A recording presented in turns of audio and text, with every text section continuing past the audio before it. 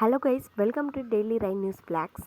இந்த மந்தில் பார்த்தீங்கன்னா ஜூன் 1 பார்த்தீங்கன்னா தென்மேற்கு பருவக்காற்று காரணமாக மழை பெஞ்சு வந்துட்டு தாங்க இருந்துகிட்டு.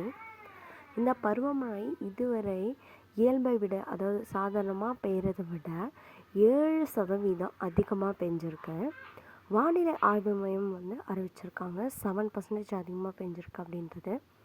பார்த்திங்கன்னா இயல்பான அளவை விட 418.9 மில்லிமீட்டரை விட அதிகமாக 447.8 மில்லிமீட்டர் மழை பதிவாகியிருக்குன்னு சொல்லியிருக்காங்க. அதே நேரம் பார்த்திங்கன்னா இது பல்வேறு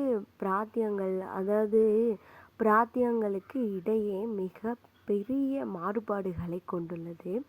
ராஜஸ்தான், லடாக்கு, நாகாலாந்து, மணிப்பூர் மற்றும் சிக்கிம் மாநிலங்கள் மிக அதிக மழை பெய்துள்ளன. ராஜஸ்தான் மாநிலத்தில் 384.7 மில்லிமீட்டர் இயல்பான அளவை விட 200.4 மில்லிமீட்டர் பெய்திருக்கிறது. லடாக்கில் பார்த்திங்கன்னா 30 மில்லிமீட்டர் மழை பதிவாகி இருக்கு.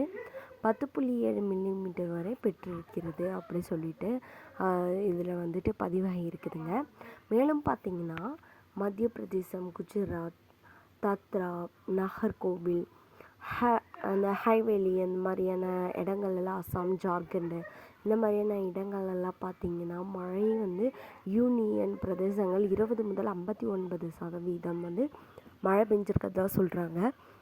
உத்தரப்பிரதேசம், உத்தரகாண்ட், இமாச்சல பிரதேசம், பஞ்சாப், தமிழ்நாடு, கர்நாடகா, புதுச்சேரி உள்ளிட்ட பெரும்பாலான மாநிலங்களில் யூனியன் பிரதேசங்கள் இயல்பான மழையை விட 19% அதிகமான மழையை தான் பெஞ்சிருக்கு. அதே நேரம் பார்த்திங்கன்னா அருணாச்சல பிரதேசம், அசாம், பீகார், டெல்லி, மராட்டிய லட்சத்தீவு போன்ற பகுதிகளெல்லாம் பார்த்திங்கன்னா 20 முதல் 59% மழை பதிவாகி இருக்கிறதா சொல்கிறாங்க.